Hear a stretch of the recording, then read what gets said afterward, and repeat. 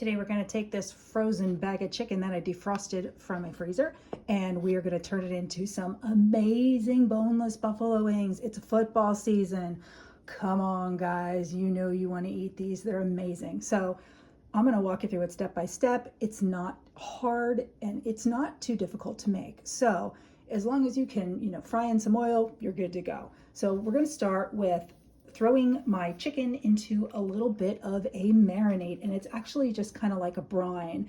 And all I do is I take what's left in the pickle jar after we eat the pickles and I save it. And you can see that there's dill in here and some seeds, and this is about 2/3 of a cup. I just measured that much by pouring directly from the jar into here, and I just basically poured in half of what I had in the jar, so I have some for another time. And I'm going to take this, and this is just pickle juice. This is what's left over in the jar, and I'm just going to pour it into a plastic container where I'm going to put my chicken. And you can see those things floating in there. That's dill and spices and garlic. So the next thing I'm going to do is I have my chicken defrosted. I buy giant family packs of chicken, and then I kind of clean it and cut it up and put them in freezer bags. So I have it like nicely measured out kind of. For one giant family pack of chicken, I get like 3 of these plastic bags, and they're each about 1.5 pounds. So I'm going to take each chicken breast out, and what you can do is you can just use a knife on a cutting board, or you can use a scissors, however you like to get them into the right size. And I'm going to cut them into a size that's similar to a chicken wing. So I'm just going to use my kitchen scissors, and I'm just going to like make them into chunks, and I'm going to drop them directly right into the brine. You don't want to make them too big, you don't want to make them too small, just about the size of a chicken wing. And they don't have to stay in this brine for very long. And if you don't have pickle juice, you can actually even just skip that whole part. You can skip the whole brining. And I'm going to continue this until I have all my pieces cut. And then I'm going to put the lid on this, put it in the fridge, and just let it set for a while until I'm ready to bread them, probably about 45 minutes to an hour.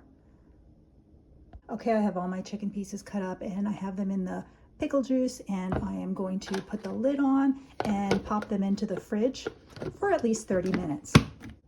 Now my chicken is in the fridge. It's just about ready to be breaded, and I'm going to make my egg wash and my breading mix. And for the egg wash, we're just going to use 1 egg, and I crack that right into like a Tupperware here, like a plastic container, or a glass bowl, whatever you have. And then you're going to add between 1/2 cup to 1 cup of milk, depending on how much chicken you're doing. And I just kind of eyeball it. It's about 1/2 cup. Take a whisk or a fork and just whisk it up until everything is combined.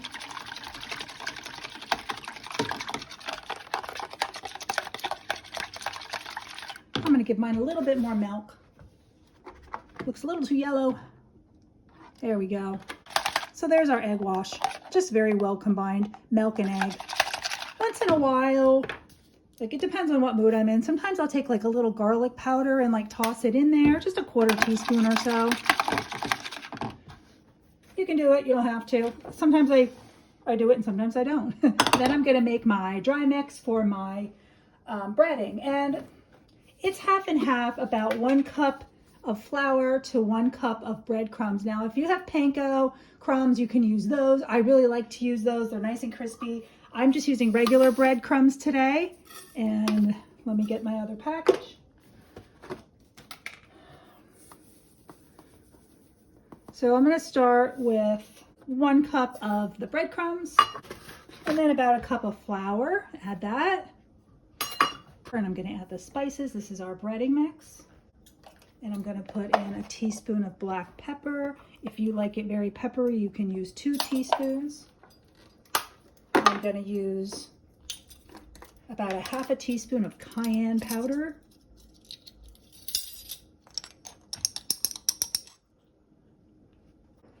One and 1/2 teaspoons of garlic powder. Again, if there's any spice that you don't like, you can omit it. You can just skip it.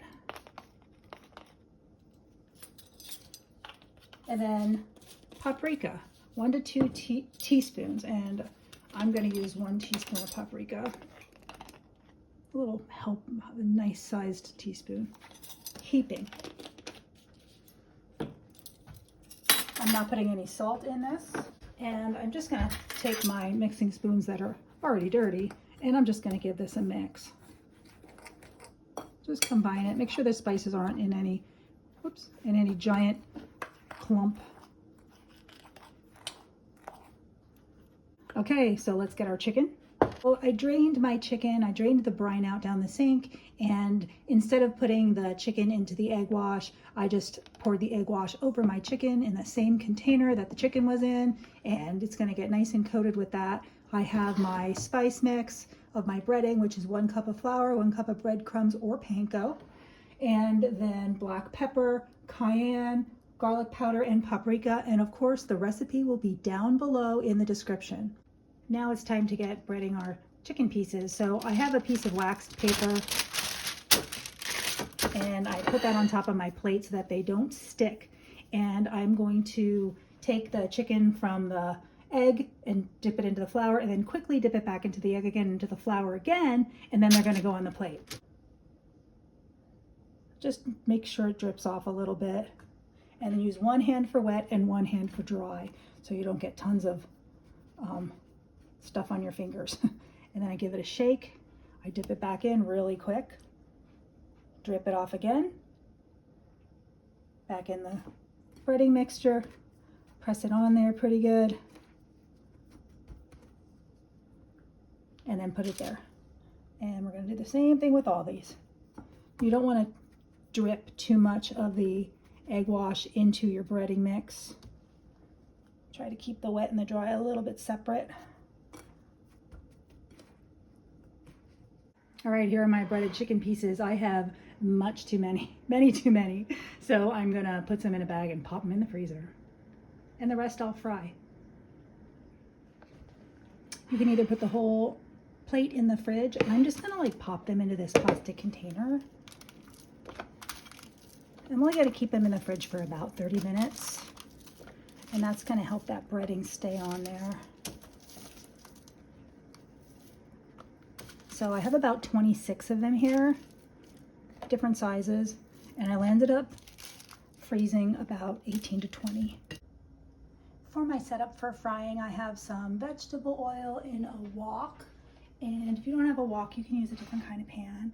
And then when I take them out of the hot oil after 4 to 5 minutes when they're done cooking, I have a old broiler pan with paper towels on top of it, and then I have a cooling rack on top of that, and that way the grease can drip through any oil, and you don't want to put them on paper towels. You want to put them like on a cooling rack.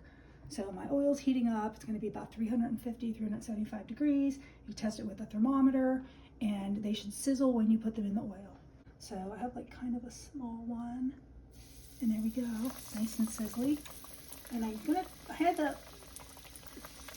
had the stove on like medium high to heat the oil up, and now I'm turning it just down to medium. And I'm just going to put a few in. I don't want to overcrowd them, but I can usually fit about 5 or 6 in. You want to give them a little bit of room to move around. And then I know when to flip them over. And I think I can fit 1 more in here. There we go.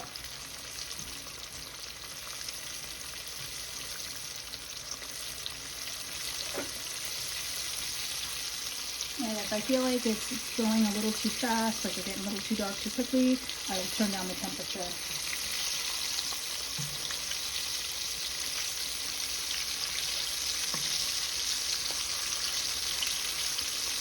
And you also want to just keep a watch with your eyes that they're not getting too dark.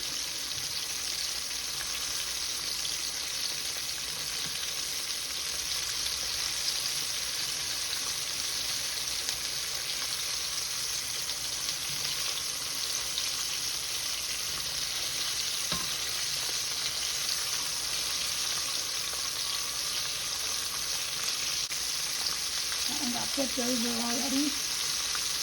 So that's been about 1 minute and 15 seconds. And I'm going to peek at them, make sure they're not getting too dark. They're not really ready to cook yet.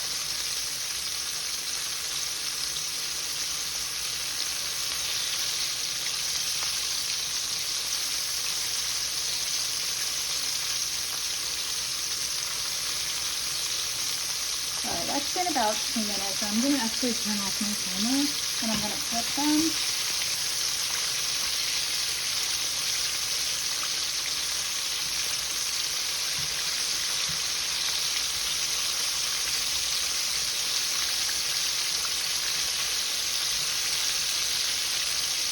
And they should just have that nice golden brown color on the other side. Now I'm going to set my timer for 1 minute and 30 seconds.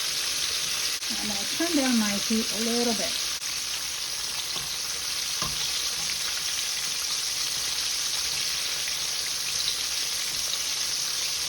I'm going to check these out, see if anybody's ready to come out of the oil.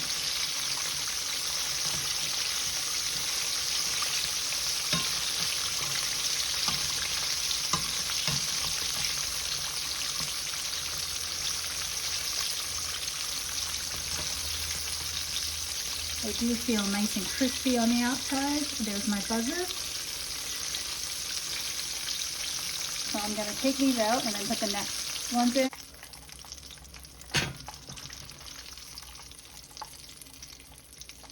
And that's what I mean. And then I'll take these out.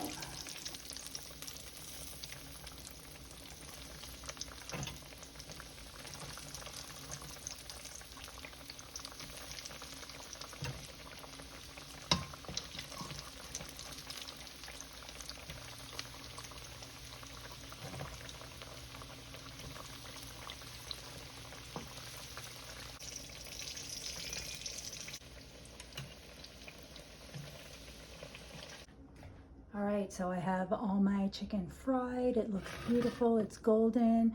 It drained on the drying rack. And the last thing we're gonna do is we're gonna make up some sauce, which basically is 2 tablespoons of butter, and I melted into an old Tupperware container because once I put the hot sauce in here, it's gonna get stained. So don't use anything that's really good. And I just use Frank's Red Hot Original Sauce. I melt the 2 tablespoons of butter in my microwave, and then I'm just gonna pour in about 1/2 cup. You can measure it or not. I'm pretty good at eyeballing it because I've done it so many times.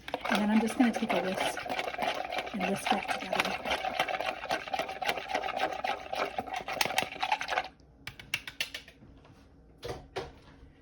And then we just throw in our boneless wings and we give them a toss.